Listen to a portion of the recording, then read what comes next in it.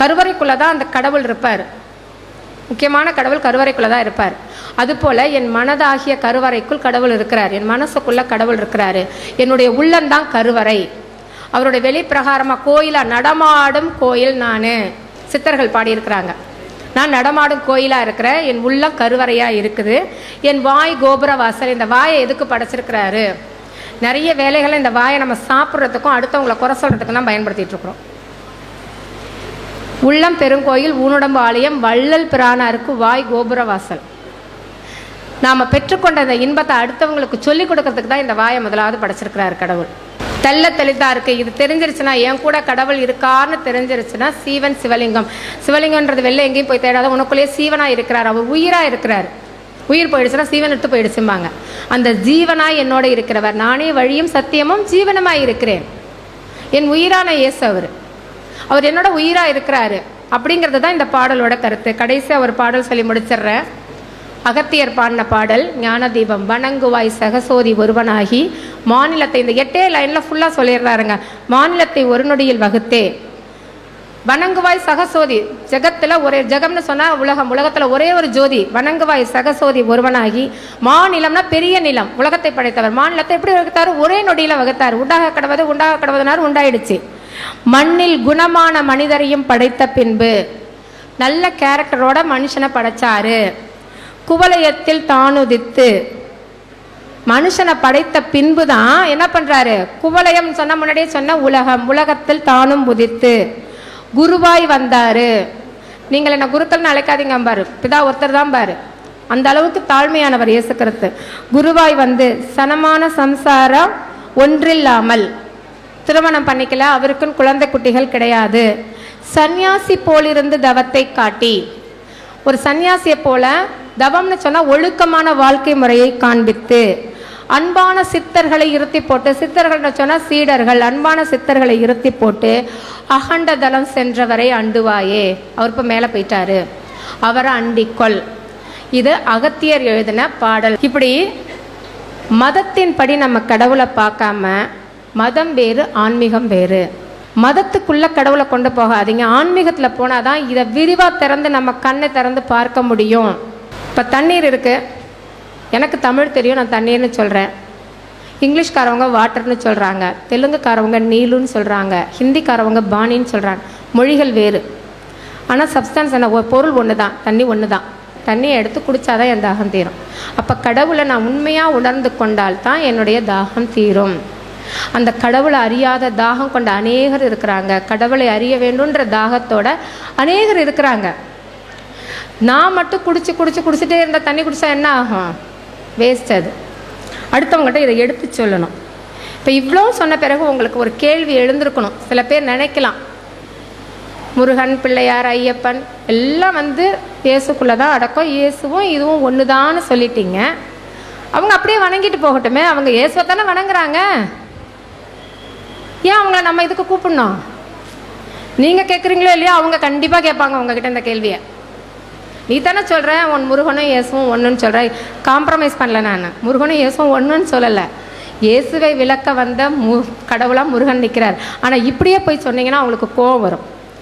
இப்போ நான் போய் இயேசு கிறிஸ்து தான் மெய்யான கடவுள்னு போய் அவங்கக்கிட்ட சொன்னேன்னா, உன் கடவுளை நீயே வச்சுக்கோ, எனக்கு நிறைய கடவுள் இருக்குது, நான் பார்த்துக்கிறேன், உன் மதத்தை பரப்ப என்கிட்ட வராத.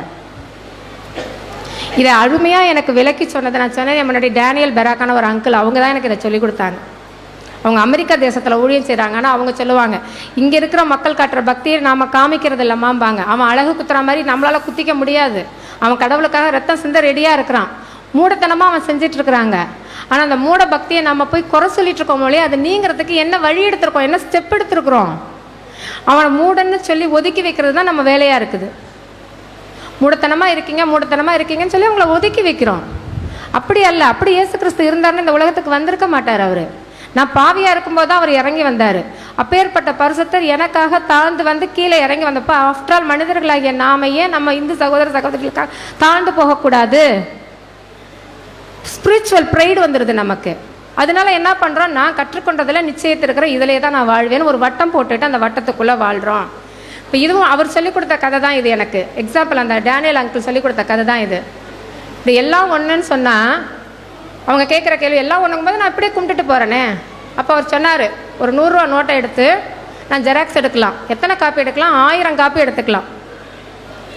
ஒரே ஒரு ஒரிஜினல் நோட்டு ஜெராக்ஸ் எடுத்தால் 1000 எடுத்துக்கலாம். ஆனால் அந்த ஜெராக்ஸ் எடுத்த அந்த நோட்டுலேருந்து எடுத்துகிட்டு போய் ஒரு ஷாப்பில் 5 பைசா, ரொம்ப கூட வேணாம், 5 பைசாவுக்கு ஒரு பொருள் வாங்க முடியுமா உங்களால்?